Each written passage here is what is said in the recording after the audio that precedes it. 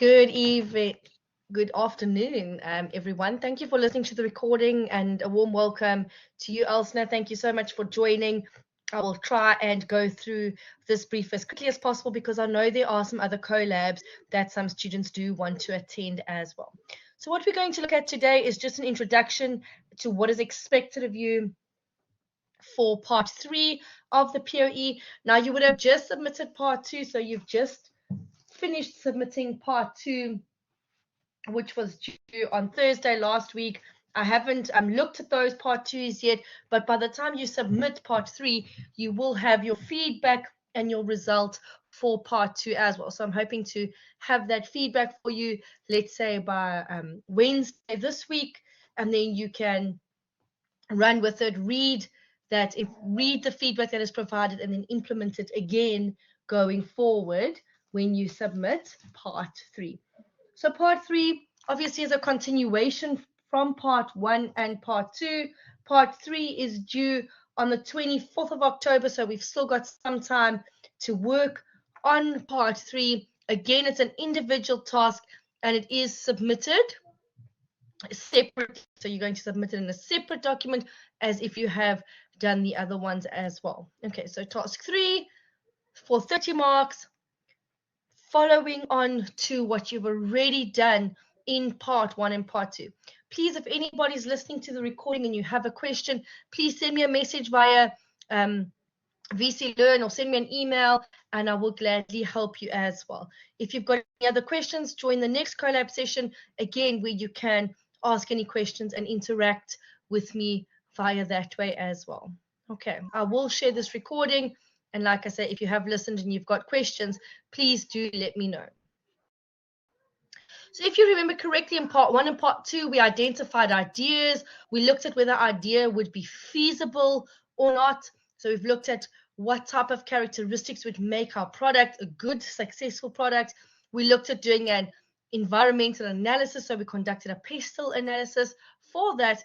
And in task 3, we're going to sort of grow the business even more. So in part 3, we understand that our business has now been established.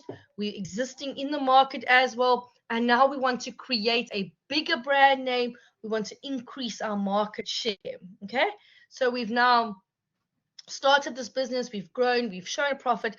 And now we want to increase our business. We want to grow a little bit, okay? And one of those ways in which a business can grow is obviously to franchise it, okay? So we're going to look at franchising. Obviously, when we grow, we've got to make certain decisions and we need to ask ourselves, are those decisions ethical or not? When we're growing, we need to make sure that all our employees are on the same page, that they are all have the same core values as the business, and we need to have an ethical code of conduct for the business as well, okay? And then we're going to look at what functional areas do we need in the business. So those are sort of our 4 main topics that we're going to discuss in this part 3. The first thing, like I mentioned, is for us to discuss franchising, okay? So we're going to look at franchising as an opportunity or as an option for us to grow our business, okay? So once your business has been established for a little bit and it's growing and now you want to expand a little bit, the idea might come to you that you may want to franchise your business. So our first question for 4 marks tells us what type of franchise and what model of franchise will your business enter into. So 2 different topics that we have here. The first part is the type of franchise. Second part, the model of franchise. You need to answer both the type and the model. So both type and model need to be identified for your business, okay? So again, this is very specific for your business idea. So you'll see in your textbook from page 167, they speak about the different types of franchise, and then on page 168 they move on to the different models of franchise, okay? So for example, for types of franchising, you're going to choose between either business format franchising or product franchising. So you're going to choose one of those and you're going to discuss that with justification. So for example, you're going to say, apologies, the type of franchising that my business would choose would be product franchising. This definition would mean that the franchisee is going to be specific for the products that I'm selling, and everything else is going to be controlled by the franchisor.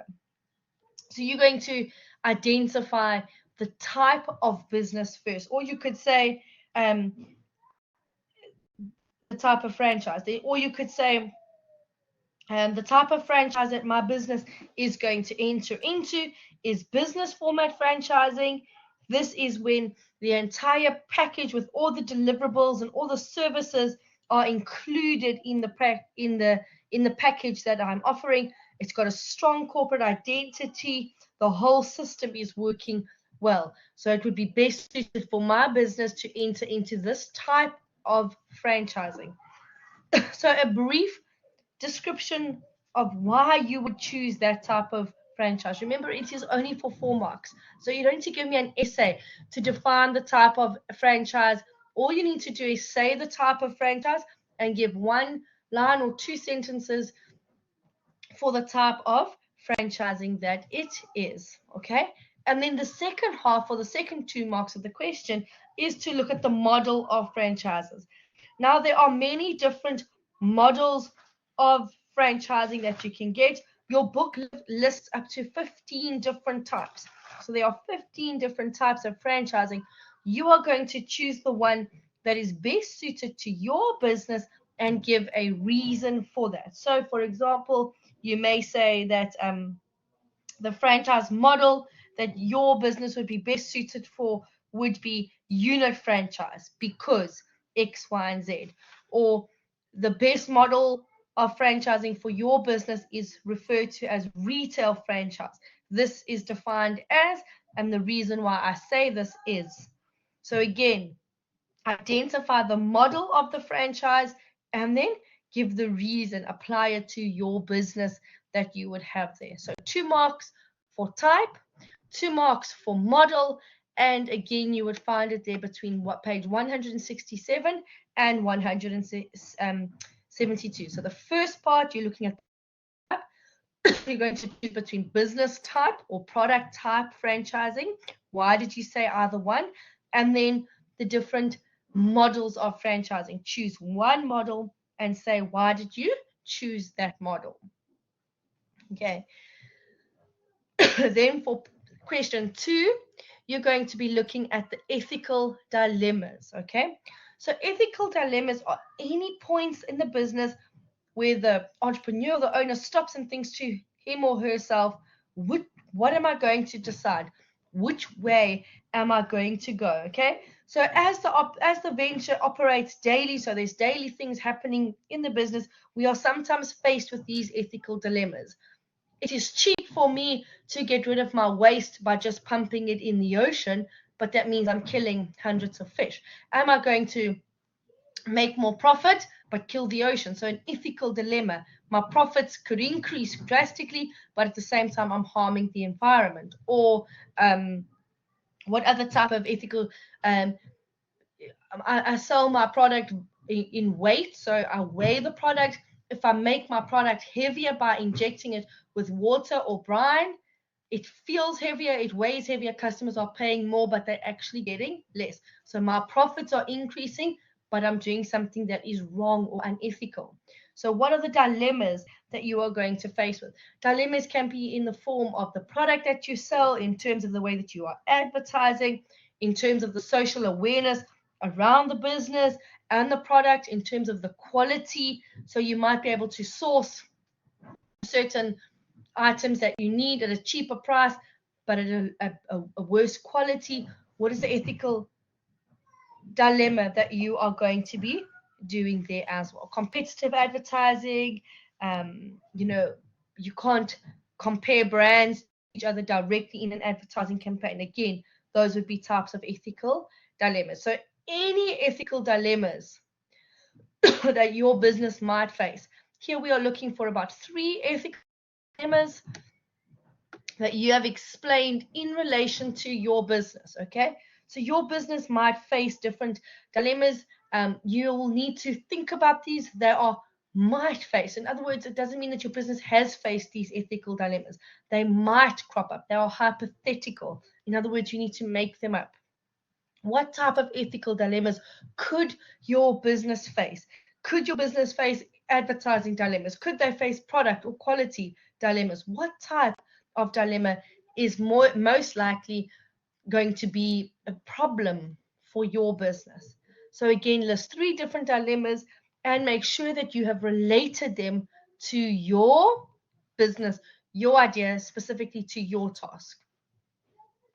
Once you've looked at the ethical dilemmas, we then need to draw up a code of ethics, okay?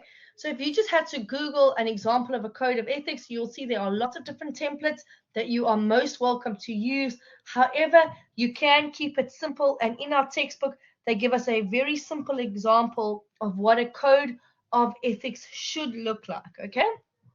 So if you just had to follow that structure on page 214, it starts on page 213 where they explain what the code of ethics is. And then on page 214, they give you the structure of the ethics, okay? Remember, the code of ethics is specific to your business and the values you want to come up in that. So what is the code of ethics? The code of ethics is going to tell us exactly how everybody who is associated with that business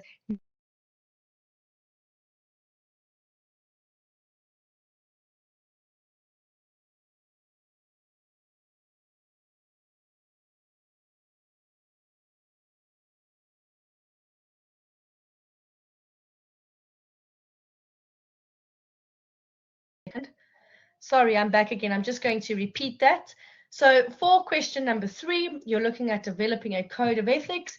You are looking at the structure of the code of ethics. So remember, the code of ethics is the guidelines that has been written, which is there to provide behavioral rules for the employees and the management team of the business. So how do they need to behave? What is their code of conduct? What are the values that they are portraying for the business? What are their primary values that make the business who they are? So you're going to reflect on some of those businesses as you draw up the code of ethics. So the structure of the code of ethics you will find on page 214, and you can follow that structure as is. But like I say, there are some other examples of how you would be able to structure that code of ethics and how you could write it. And you are welcome to follow that structure as you see it there on page 214. So the first thing you would do, you would have a preamble, which is an introduction to the business, is an introduction of who the entrepreneur is, who the founder is, the CEO of the business, and what are their values and what are they doing in the business as well. Then secondly, you look at the application of the code. This is telling us who is this code applicable to. So usually here you would say this code is applicable to all the employees, the management, and any other stakeholder that would form part of the business. Remember, you can't force suppliers or contractors or external people to follow your code, but anybody within the business is obligated to follow your code of ethics. Then we look at general obligations and specific obligations.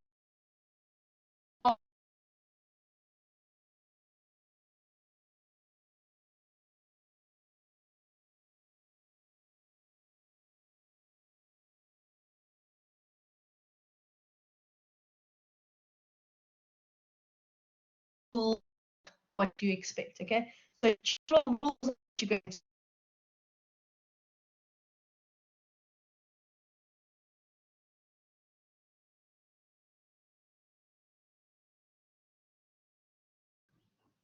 so this would be the general obligation for all the employees and all the managers.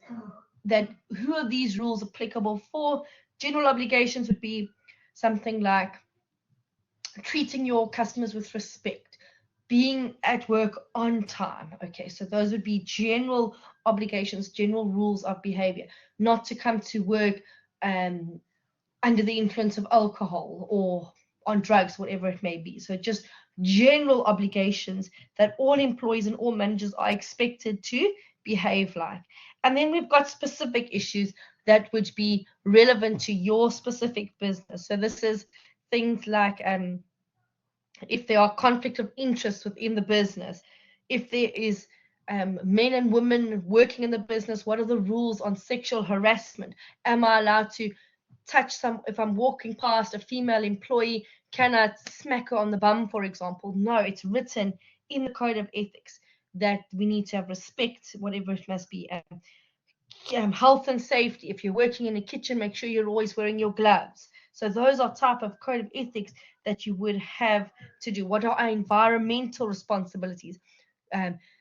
Getting rid of waste materials in a responsible way, like I say, not just pumping them into the ocean. So any specific issues that are specific to your business or your industry, okay? So any carbon dioxide emissions or any ways in which men and women need to interact, any ways in which I need to comply with the law, so any taxes that I need to be paying with or declaring, I need to be doing that, okay? So customs that need to be declared if your business is importing certain materials, making sure that you are not jeopardizing the system, but you're paying tax on those materials that you have received as well. And then you need to say if there are any specific rules that pertain to your stakeholders, then you can include it in the last part. Now, a lot of the time, that section of our code of conduct will be left out because there are no specific rules that the stakeholders have to apply, be obligated to as well. So the rules within the business, the employees will often sign the code of ethics, so they are signing a declaration that they will behave in a certain way, but we can't always force our stakeholders to do the same. So just to reiterate, structure of code of ethics, start with the preamble, explain the business in a little bit more detail, explain the CEO, this is written by the CEO, so explain what is the values of the business, explain the core values of the business, and then you've got the application, who is this code for, so who does it usually apply to, and then you've got two sections of rules. The first section of rules are the general obligations, the general rules for everybody within the organization.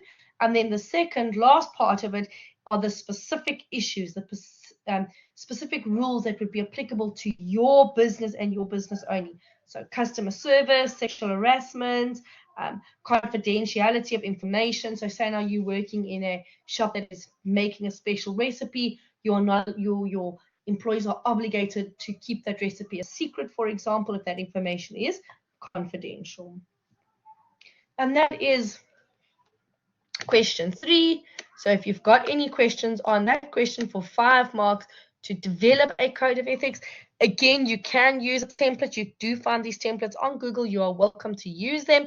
If not, you can just use the structure, like I say, on page 214 in your textbook. Okay. Then the 4th and final question, super easy, nothing complicated for it.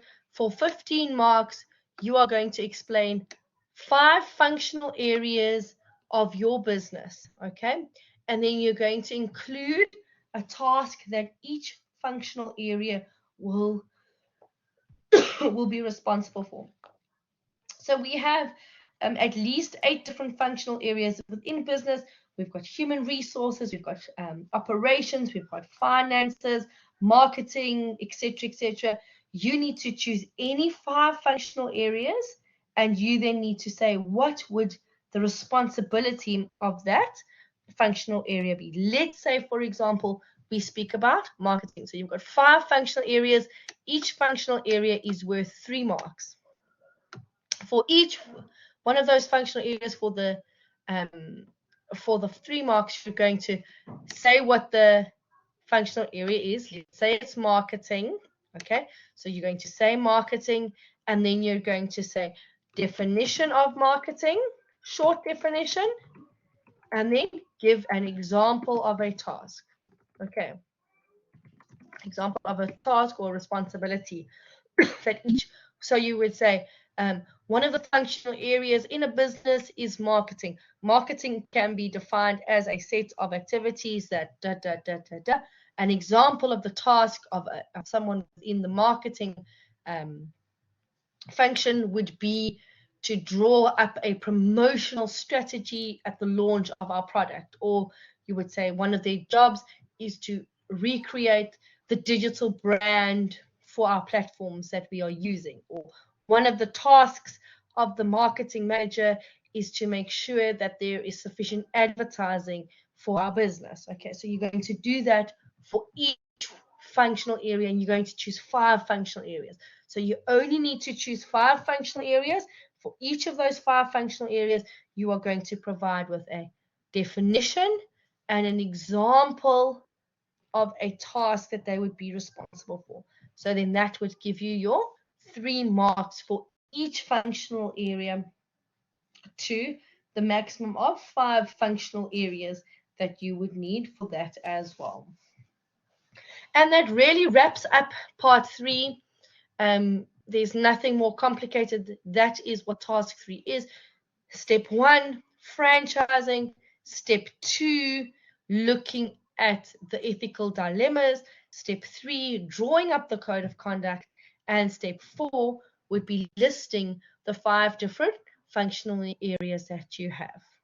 Obviously, remember that referencing is super duper important. So don't forget to reference. Remember, everything goes through safe assign, edit, proofread it before you submit. Remember, everything is going to lead on from task 2. So task 1 needs to link into task 2.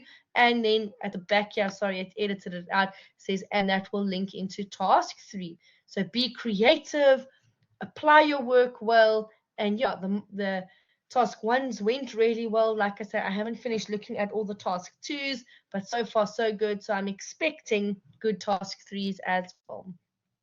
For those of you who are going to listen to the recording, please let me know if you need anything else. Elster, for you, if you've got any questions, please let me know as well. If not, you're welcome to log off online and just let me know if there are any other questions that you may have. I will share the recording. Thank you so much, Elsna, and you too. Stay warm, and we will catch up again soon. Bye.